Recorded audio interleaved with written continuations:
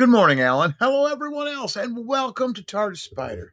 Today, let's take a tour with Tom Baker's Fourth Doctor, 1978 1979. Season 16, or the Key to Time season. 6 stories, 6 different worlds. Ribos, Zanak, Earth, Tara, the third moon of Delta Magna, Atrios. The fourth Doctor really got around this year. So, together, let's take the Key to Time tour. First stop, nowhere. The White Guardian pulls the TARDIS and the Doctor out of time and space to, quote unquote, ask him to assemble the Key to Time. For this task, the Doctor will have help. Fellow Time Lord Romana Varutner Lundar. The first segment will be found on the planet Ribos. Ribos, located in the constellation of Scytha, 3 light centuries from the Magellanic Clouds. Indigenous species, humanoids, and the reptilian Shrivenzahl. Habitat, medieval type settlements, including the principal city of Shur. Bartholomew's Planetary Gazette listed Ribos as a protected Class 3 society. It had experienced no off world contact, and its inhabitants had no knowledge of other planets, believing the lights in the night sky to be ice crystals rather than stars. Despite the ignorance, Ribos was classified as part of the Cryonic Empire, aligned with the likes of Lavithia. Ribos orbits its sun elliptically, resulting in a climate of extremes. 2 seasons, a summer and a winter, known as sun time and the ice time. Each lasts 32 Levithian years. When the Doctor and Romana visited the planet, it was in ice time, with freezing temperatures and snowy weather. The, the Doctor was pursuing the first segment of the Key to Time and had identified a large chunk of the mineral Jethric as the disguised segment. Earth conman Garon was using the Jethric to defraud the deposed Levithian emperor, the Graf Vindicay. The swindler claimed Ribos was a rich source of this valuable Jethric, but it can be safely assumed that this was not the case. Garon's ruse involved the placing of the Jethric, a commodity vital in the powering of space warp travel, among the Ribos crown jewels in a citadel in the principal city of Shur. The citadel's architecture resembled that of medieval Earth, although its technology included a curious mix of electricity and candlelight. Beneath the city are the catacombs, a warren of ancient burial places which the superstitious populace believed was the home of the ice gods. A colony of large reptiles, the Shrivenzahl, lived and foraged here. To the north of Shur were small settlements, separated from the city by the tundra during the ice time. Our second stop is Zanak. Its location? Well, that's variable.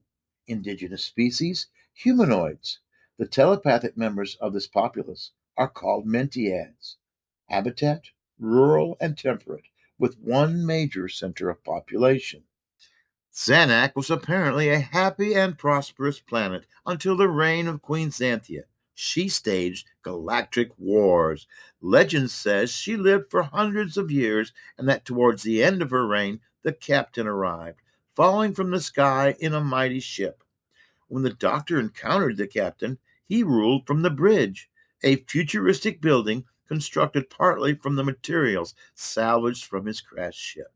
It was accessible only by air car or by climbing the cliffs into which it had been built. Zanak's inhabitants lived in white stone or stucco rendered buildings constructed to fit into the landscape. They didn't seem to worry that the automated mines filled whenever the captain announced a new golden age, or that the stars, which they believed simply to be lights in the sky, changed as Zanak moved. The people were so prosperous that jewels lay discarded in the streets. In fact, Zanak had been hollowed out and was using technology recovered from the captain's ship, jumping through space to materialize around smaller, similar planets. As the ransacked planets died, the telepathically aware people of Zanak, the Mentiads, absorbed the released life force and grew in mental strength. After the death of the captain, the Doctor filled the hollow planet with the expanded remains of its victim worlds, and the Mentiads destroyed the bridge. Our third stop is someplace most of you should be quite familiar with. It is called Earth. Earth is located in the Milky Way. It is the third planet in orbit around the star named Sol. The inhabitants are humans, and the place the Doctor generally visits when he visits the Earth is the United Kingdom. The next stop in the Key to Time tour is 1970s England. The TARDIS will take them to a group of druids worshipping the goddess Caliac, who in reality is Caesar of Diplos. She has brought with her the Ogre, powerful silicon-based life forms who drink blood for nourishment. Caesar, in reality, is a criminal who has stolen the seal of Diplos and is hiding on Earth after escaping Megara, floating electronic justice machines. They were imprisoned for 4,000 years on their own ship. Once they were released by the Doctor, the obsessive Megara immediately put him on trial, finding him guilty and trying to execute him, only to be tricked by the Doctor. They would sentence Caesar to perpetual imprisonment, only for the Doctor to dispatch them after quickly acquiring the third segment of the Key to Time. If you are enjoying this video, please take the time to like, subscribe, and leave a comment. The fourth stop on the Key to Time tour is the planet Tara, in an unknown location to me. The indigenous species are humanoids. The habitat is similar to Earth, with Earth-like buildings among forests, lawns, and rivers. In most respects, the planet Tara closely resembles Earth, with dress and manners akin to those of Middle Europe in the 18th or 19th centuries. When 90% of the population died in a devastating plague, the surviving Tarans created androids, almost indistinguishable from living beings, as the new workforce. They also developed sophisticated weapons, such as an electronic rapier with a crossbow that fired energy bolts. In Taran culture, the skill of android building is regarded as a peasant trade, not a suitable occupation for the upper classes. The estates to the heir of the throne, Prince Reinhard, are adjacent to those of the roguish Count Grendel of Gracht. Gracht coveted the throne. Castle Gracht is a magnificent edifice with the moat rendering it almost escape-proof. Beasts are hunted in the woods, including a bizarre troll-faced primate. The church plays a large part in Taran's culture, with the Archimandrite at the lead. The religious leader officiates the ceremonies such as the coronation, which is held in the royal palace of Tara. When the Doctor landed on the planet, he was pressed into the service of the prince, while Romana was captured by Grendel. With plot and counterplot involving android duplicates, it became exceedingly difficult to tell who was who. Our next stop is a moon, not a planet, the third moon of Delta Magna. The location is unknown to this human. The indigenous species are the humanoid swampies, squid, including the giant, crow, and drillflies. The habitat is swampland and marsh with almost constant rain. The third moon of Delta Magna is a wet, swampy planet with almost constant rainstorms. The Doctor estimated the escape velocity about 1.5 miles per second. The swamps are a rich source of methane, and the human colonists of Delta Magna established a methane catalyzing refinery on the largest lakes. The refinery was a pilot plant and had been operating for several months when the Doctor and Romana arrived. The refinery produced 100 tons of compressed protein a day and shipped it to the moon in orbit shots every 12 hours. What the humans didn't know was that the methane derived largely from Kroll, a squid mutated to giant size by the fifth segment of the Key to Time. Kroll was woken by the sound of the orbit shots and the rise in lake temperature from the refinery's heat exchangers.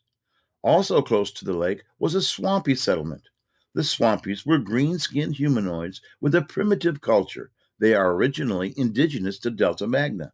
Shipped to the third moon when Earth colonists arrived centuries ago, they are led by Rankin. They worshipped Kroll as a god and made blood sacrifices to him before battle. The Swampies referred to the humans as Dryfoots, resenting their presence on the moon. Not without reason. The human colonists estimated that 10 refineries would provide one-fifth of Delta Magna's requirements, but the lake couldn't sustain both the refineries and the Swampies. The final stop on our tour is Atrios. Atrios, along with its twin, are on the edge of the helical galaxy, coordinates 0069. The indigenous species are the humanoid Atrios. Ideally, this would be a pink yellow sky and white hive like buildings. In practice, it is an irradiated, uninhabitable planet with deep underground shelters. They have been at war with their twin for a long time. The Doctor and Romana visited Atrios in search of the key to Time's sixth and final segment. They discovered that Atrios was at war with its twin planet Zeos.